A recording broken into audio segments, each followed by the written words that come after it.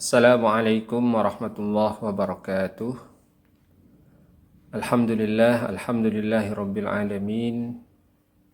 Wassalatu wassalamu ala asyrafil anbiya'i wal mursalin wa ala alihi wa sahbihi wa man tabi'ahum bi ihsanin ila yaumiddin, amma ba'du. Teman-teman sekalian yang dirahmati Allah Subhanahu wa taala, alhamdulillah pada pagi hari ini kita bisa melanjutkan pembahasan kita terkait dengan materi-materi yang berkaitan dengan fikih muamalah.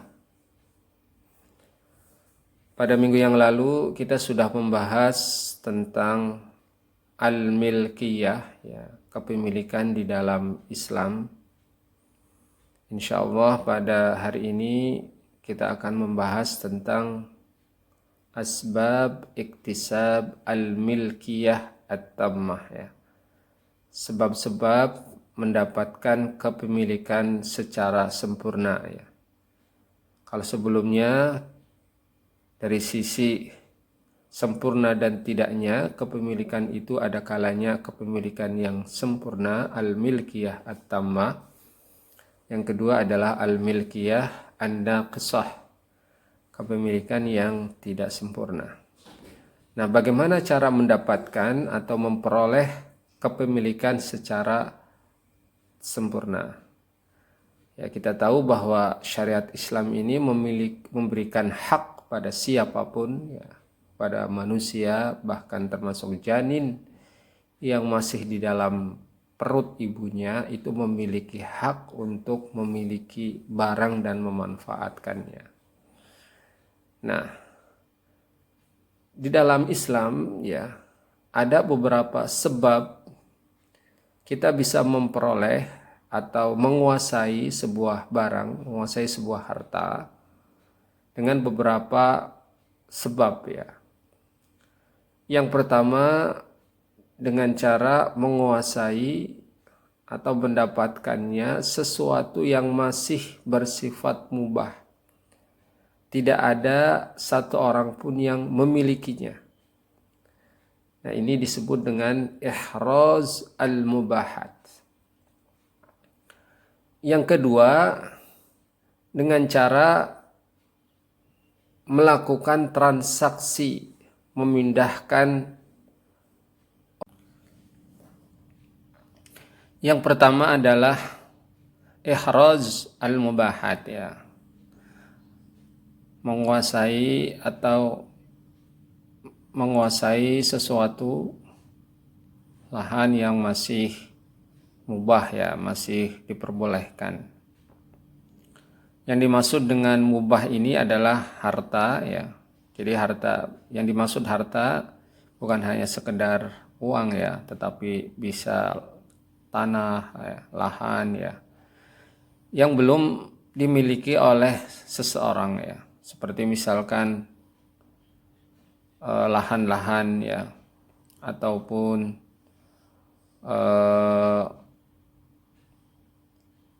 ikan-ikan yang ada di lautan, ya, ataupun burung-burung yang masih di daratan dan lain sebagainya. Nah, ini disebut dengan al-mubah. Nah, cara yang pertama ini adalah dengan cara kita bisa memperolehnya, ya, bisa menguasainya. Nah, ini ada dua pola, ya, terkait dengan ihraz al-mubahat ini. Ada dua pola. Pola yang pertama adalah dengan cara memilikinya dengan menguasai, ya, tanpa harus berusaha untuk melakukan usaha yang keras, ya. Jadi cukup kita menguasai dan memanfaatkannya dengan mudah, ya. Tapi dengan ketentuan tidak merusak hak orang lain. Sedangkan pola yang kedua dalam ihraz mubahat ini, ya, itu dengan cara apa? Memilikinya ataupun memanfaatnya itu setelah ada proses usaha yang keras, ya, untuk mendapatkannya. Ya, bahkan bisa merubah ya dari sesuatu yang tadinya tidak produktif menjadi produktif ya.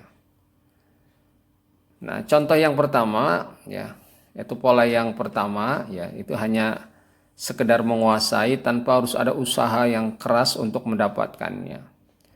Nah, ini banyak sekali. Contohnya misalkan terkait kepemilikan air ya. Air di sungai, kemudian air di lautan, itu kan kita tidak perlu usaha yang keras ya, menggali dan lain sebagainya. Cukup kita bisa mengambil ya, minum di laut atau minum di kali ya, di sungai. Ya, tapi sekarang kondisi laut kita atau kondisi sungai kita kan sudah tidak sebersih dulu ya. Kalau dulu ketika air di lautan maupun air di sungai itu masih bersih ya, siapa saja mau minum silahkan gitu. Ya, tidak ada larangan gitu. Dan ini adalah salah satu pemberian dari Allah Subhanahu wa taala, air ya. Seperti dalam surat Al-Baqarah Allah berfirman, "Huwallazi khalaqalakum ma fil ardi jami'a." Dan dialah yang menciptakan bagi kamu sekalian apa-apa yang ada di bumi secara keseluruhan ya. Bahkan secara khusus Rasulullah Shallallahu Alaihi Wasallam menjelaskan bahwa manusia boleh bersyirikat di dalam 3 hal, ya. Boleh bersama-sama untuk memiliki. Yang pertama adalah air, kemudian yang kedua adalah rumput, yang ketiga adalah api. Ya. Nah, ini salah satu proses untuk mendapatkan air. Kemudian juga termasuk adalah rumput, ya, baik itu rumput yang kering maupun rumput yang basah ya. Ini juga adalah bagian kepemilikan yang tanpa perlu usaha ya. Kita ke ladang cari rumput dan lain sebagainya, itu diperbolehkan. Tapi dengan ketentuan tadi ya, bahwa tanahnya ini adalah masih tanah milik umum. Kemudian di antaranya juga adalah api ya. Api kalau dulu kan proses hasilnya itu dari kayu bakar dan lain sebagainya gitu. Kemudian yang termasuk juga ikhraj mubahat ya, tanpa dengan usaha yang kuat, itu diantaranya adalah istilahnya ada al-kunuz ya. Al-kunuz ini adalah harta yang tertimbun di dalam tanah ya, baik berbentuk emas atau perak ya, ataupun benda-benda langit ya, atau benda-benda lain maksudnya. Contohnya apa? Kita biasa menyebutnya dengan istilah harta karun ya, harta yang sudah terpendam, atau kalau dalam orang Arab itu biasa nyebutnya dengan al-kanzul jahili ya. Nah, ini juga kalau kita mendapatkan, ini masuk kategorinya adalah harta. Ini masuk kategorinya adalah ihraj al-mubahat. Kemudian juga barang tambang ya. Barang tambang ya. Ini juga salah satu boleh kita untuk mendapatkan ya, oleh mendapatkan barang tambang ya. Kalau kita bisa menggali dan lain sebagainya. Tapi tentu ini harus disesuaikan dengan konteks hukum positif kita ya. Karena saat ini memang tidak semuanya, sekarang sudah ada undang-undangnya ya, ketentuannya, apalagi terkait dengan barang tambang ya, tidak semuanya dengan mudah kita miliki. Kemudian juga ikan ya yang ada di lautan, kemudian burung-burung yang ada di daratan juga bisa kita peroleh dengan cara yang mudah. Ya, ini contoh daripada ihraj al-mubahat.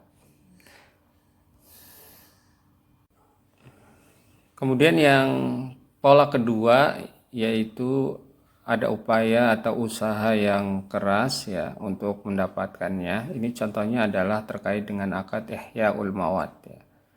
Jadi menghidupkan tanah-tanah yang tidak produktif ya, kemudian menjadi tanah yang produktif ya. Tentu yang dimaksud dengan tanah di sini adalah tanah yang belum dimiliki oleh seseorang ya, dan belum dimanfaatkan baik itu untuk pertanian atau perkebunan ataupun untuk bangunan-bangunan yang lain ya. Terkait dengan anjuran untuk ihya'ul mawat ini sebagaimana Allah perintahkan, a'udzubillahi minasyaitonirrajim, huwa ansha'akum minal ardi wasta'marakum fiha. Dan dialah yang menjadikan tanah ya, menciptakan tanah dan memakmurkan di dalamnya ya. Artinya di sini ada perintah untuk memakmurkan bumi ya, untuk memanfaatkan bumi. Bahkan dalam hadis Rasulullah beliau bersabda, man ahya ardan maitah fahiyalahu. Barang siapa yang memanfaatkan atau menghidupkan tanah yang tidak produktif ya, tanah yang mati, maka dia berhak untuk memilikinya. Tentu terkait dengan menghidupkan tanah yang tidak produktif ini atau memilikinya memiliki ketentuan. Pertama, hendaknya dia adalah seorang muslim ya. Tidak boleh orang yang menghidupkan ini dalam konteks fikih ya, nanti beda dengan dalam konteks hukum positif. Itu hendaknya dia seorang muslim. Kemudian walaupun di sini masih perdebatan ya antara ulama yang satu dengan ulama yang lain. Ada yang membolehkan ya, tidak mesti dia harus seorang muslim. Kemudian yang kedua, ketentuannya adalah tanah itu belum dimiliki oleh siapapun ya.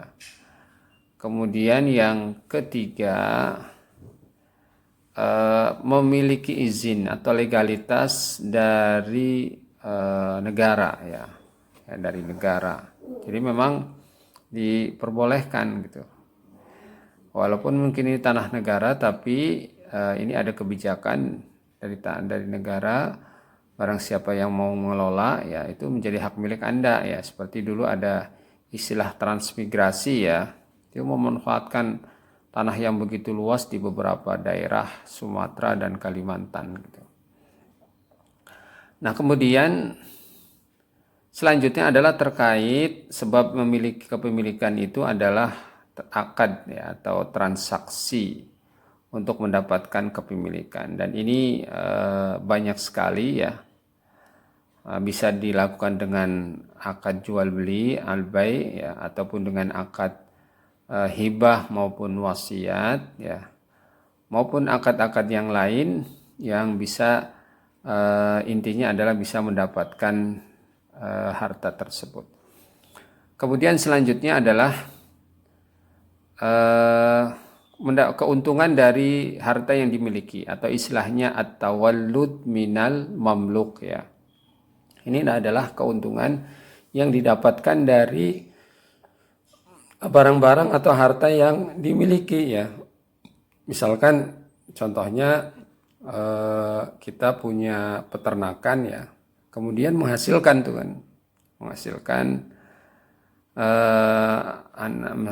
anak ya, maka semuanya itu akan menjadi milik kita ya, karena ada satu kaidah yang mengatakan an-nataju tabi'ul ya. Jadi hasil dari peternakan itu mengikuti kepada ibunya ya, mengikuti biang atau biang ya, biang betinanya ya.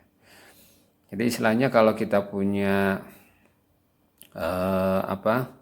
punya ayam betina ya, kemudian dikawinkan dengan ayam laki-laki, maka milik siapa ya, ininya itu nanti itiknya ya, anak ayamnya itu milik siapa. Ini kalau dalam kaidah fikih itu menjadi milik yang punya